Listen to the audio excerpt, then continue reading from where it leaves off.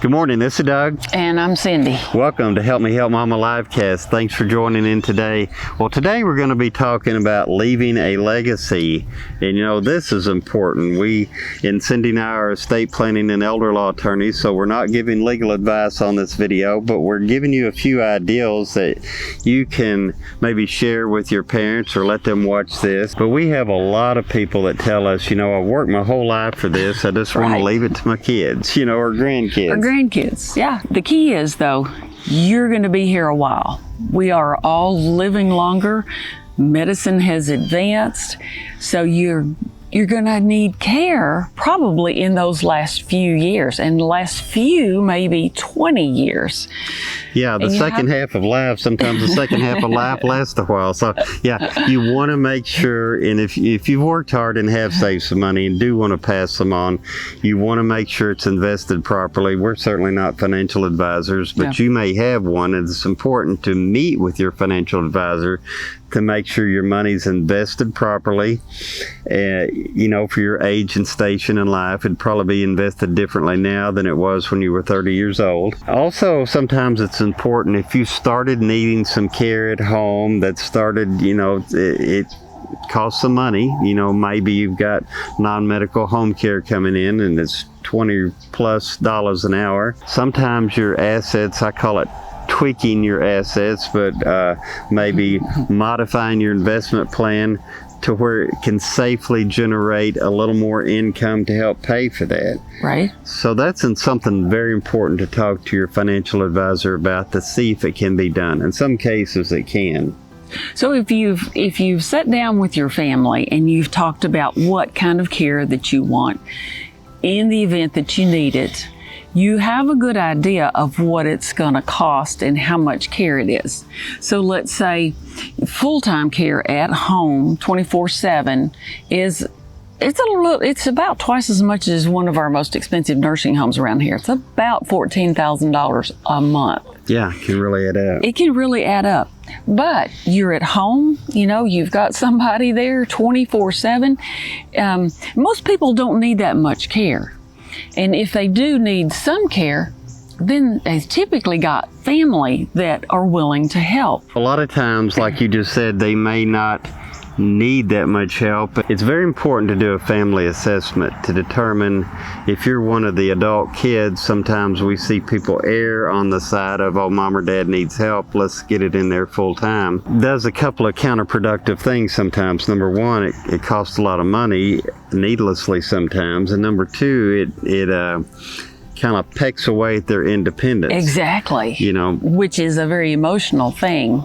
So you don't want to do that. Mom or dad thinks, well, I guess I'll just hang it up because the kids think I need help all the time, right? Yeah, and it can cause them to become depressed. And that will cause a host of other health issues. So no, let's look at this practically speaking. Okay, I'm coming up on another birthday, so I'm getting a little older, a little slower. I don't exercise like I'm supposed to. Maybe I should start that. Am I eating right? You know, look at what you need to do to improve your life and maintain your quality of life. Because as we age, the body is going to start kind of falling apart, and you have to take extra effort. If the kids are willing to be there to help you, that is great. And it may just be that they come by in the morning, sit down, have a cup of coffee with you.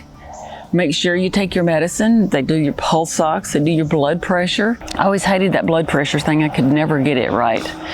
Anyway. But you did a good job. But you know, I think it's very important to look specifically where, if you're one of the adult kids, you know, where's mom or dad struggling now that, you know, some things they could do well 6 months ago that they're struggling with now, and just help primarily in those areas, and that will help a lot. And if you're out of town or out of state, maybe you can get non-medical caregivers in for just a few hours a day to help, and that will help stretch the money out a lot longer and will allow mom and dad to get the care they need and be able to preserve the money to be able to leave a legacy when they die. So these are all some things to think about as you're doing your plan. Another thing that parents want to incorporate in their plan sometimes, which will require that you visit with your attorney again.